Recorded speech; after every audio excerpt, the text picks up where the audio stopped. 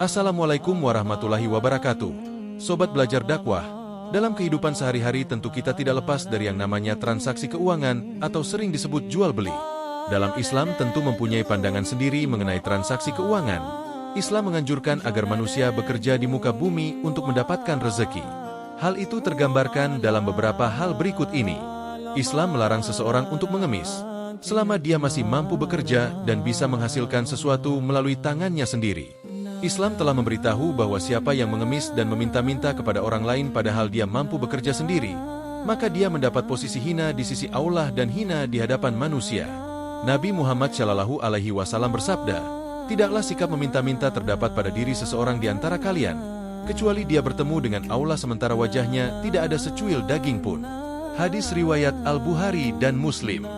Dalam hadis lainnya, Nabi Muhammad SAW bersabda, "Barang siapa yang mendapat kemiskinan dan mengadukannya kepada manusia, maka Allah tidak akan menghilangkan kemiskinannya. Dan barang siapa yang mengadukan kemiskinannya kepada Allah, maka Allah akan menggantikannya dengan kekayaan." Hadis riwayat Ahmad dan Abu Dawud. Setiap profesi, baik itu di bidang perindustrian, layanan jasa, atau investasi, merupakan pekerjaan yang mulia dan terhormat. Tidak ada hal tercela dalam pekerjaan itu selama dalam kategori mubah.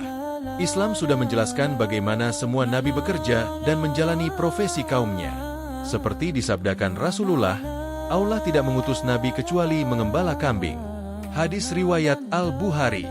Barang siapa yang niatnya ikhlas dalam bekerja untuk menafkahi dirinya dan keluarganya agar terhindar dari meminta-minta kepada orang lain, bahkan jika bisa memberikan bantuan kepada orang yang membutuhkan, maka dia akan mendapat pahala dan mendapat balasan setimpal atas kerja kerasnya. Nabi Muhammad SAW bersabda, "Sesungguhnya tidaklah engkau berinfak dengan mengharapkan wajah Allah, maka pasti mendapatkan ganjaran, bahkan makanan yang engkau suapkan ke mulut istrimu." Hadis riwayat Bukhari dan Muslim. Hukum dasar transaksi keuangan semuanya adalah mubah dan boleh, seperti jual beli dan sewa menyewa, serta semua jenis transaksi yang dibutuhkan oleh manusia, kecuali transaksi yang dilarang dalam Islam karena alasan prinsip yang haram, atau karena cara mendapatkannya yang haram. Diharamkan karena dasarnya dilarang, yaitu yang diharamkan oleh Allah, maka dilarang untuk dijual belikan, menyewakan, memproduksi, dan menyebarkan.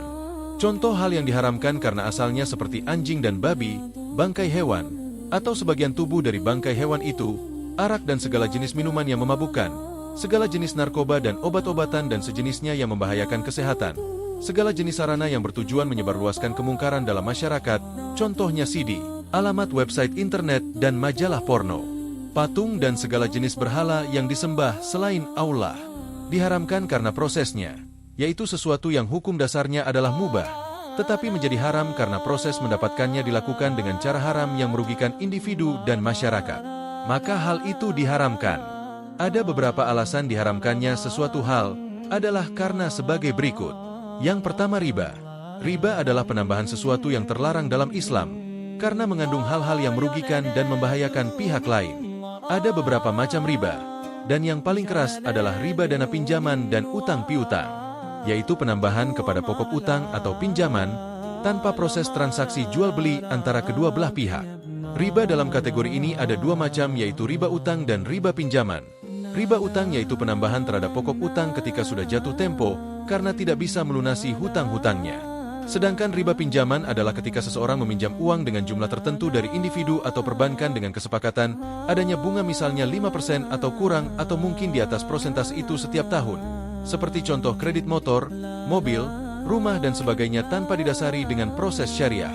Allah dengan tegas telah mengharamkan riba. Hal itu bisa dilihat dalam Al-Quran dan hadis Nabi. Riba dalam Islam dikategorikan sebagai dosa besar.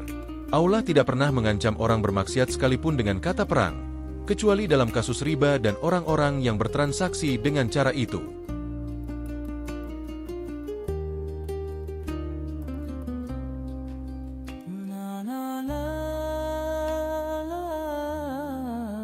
Selain transaksi yang mengandung unsur riba, ada juga transaksi keuangan yang dilarang oleh Islam, yaitu transaksi keuangan yang tidak jelas dan ketidaktahuan atau gharar.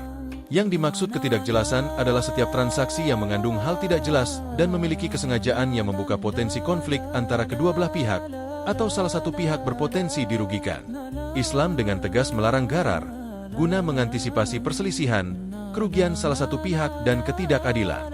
Walaupun kedua belah pihak bahkan sudah setuju dengan akad yang tidak jelas, tetap saja Islam melarangnya. Contoh jual beli yang mengandung gharar adalah menjual buah-buahan yang belum matang dan belum layak panen. Nabi Muhammad melarang jual beli ini dikarenakan buah-buahannya busuk sebelum matang.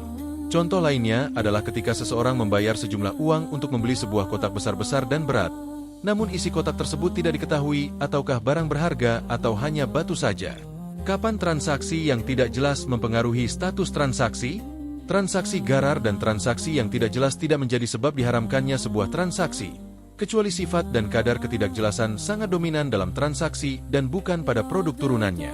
Seseorang boleh membeli rumah walaupun belum tahu bahan-bahan dan warna cat yang akan dipakai dalam rumahnya nanti, karena hal-hal tersebut bukan asli transaksinya, tetapi hanya dalam hal sisipan atau turunannya.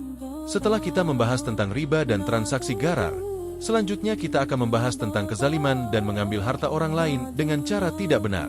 Yang pertama, kezaliman. Kezaliman adalah hal yang paling dibenci dalam Islam. Nabi Muhammad bersabda, kezaliman adalah kegelapan di hari kiamat. Hadis riwayat Al-Bukhari. Mengambil harta orang dengan cara tidak benar merupakan dosa dan kejahatan paling besar yang menyebabkan pelakunya diancam dengan siksaan keras di akhirat. Nabi Muhammad bersabda, barang siapa yang mengambil sejengkal tanah orang lain dengan zalim, maka Allah akan mengalungkannya tujuan lapis tanah di akhirat kelak. Hadis riwayat Al-Bukhari dan Muslim. Contoh kezaliman dalam transaksi adalah semua jenis pemaksaan dalam transaksi. Transaksi jual beli akan sah apabila berdasarkan pada kerelaan diri kedua belah pihak. Nabi Muhammad bersabda, sesungguhnya jual beli itu berdasarkan kerelaan. Hadis riwayat Ibnu Majah. Yang kedua, menipu. Maksudnya adalah memakan dan mengambil harta orang lain dengan cara tidak benar. Ini termasuk dosa besar. Nabi Muhammad bersabda, barang siapa yang menipu maka dia tidak termasuk golongan kami. Hadis riwayat Muslim. Sebab turunnya hadis ini adalah ketika Rasulullah pergi ke pasar untuk membeli buah-buahan. Ketika beliau memasukkan tangannya ke dalam bungkusan buah itu dan mendapati buah yang basah, maka beliau bertanya, wahai tukang buah, kenapa ini basah? Tukang buah menjawab, itu karena hujan ya Rasulullah. Lalu Rasulullah berkata, kenapa tidak kau simpan di atas agar bisa dilihat langsung oleh pembeli? Kemudian beliau bersabda, barang siapa yang menipu maka tidak termasuk golongan kami. Hadis riwayat At-Tirmizi. Yang ketiga, mempermainkan hukum. Sebagian orang ada yang mempermainkan undang-undang untuk mencuri harta orang lain. Ini terjadi karena secara naluri manusia mempunyai kepintaran dan kecerdikan tertentu. Namun vonis seorang hakim tidak bisa merubah kebatilan menjadi sebuah kebenaran. Nabi Muhammad bersabda, sesungguhnya aku adalah manusia, dan kalian semuanya mengadukan masalah kalian kepadaku. Mungkin sebagian kalian lebih pandai berbicara daripada yang lainnya. Kemudian aku memberi keputusan yang memenangkan perkaranya. Maka barang siapa yang aku menangkan perkaranya, padahal dia salah dan lawannya yang benar, maka jangan ambil keputusan itu. Karena dalam kondisi begitu aku telah memutuskan sepotong neraka untuknya. Hadis riwayat Al-Bukhari. Yang keempat adalah suap, yaitu ketika seseorang membayar uang dengan jumlah tertentu untuk mendapatkan sesuatu yang bukan haknya. Menyuap dan menyogok adalah kejahatan paling berbahaya dan dosa yang paling besar. Rasulullah melaknat orang yang menyuap, baik pemberi maupun penerima. Hadis riwayat At-Tirmizi. Ketika terjadi tindakan suap di sebuah negara dan bangsa, maka pasti negara dan bangsa itu akan hancur. Mereka tidak akan mengalami kemajuan dalam segala bidang.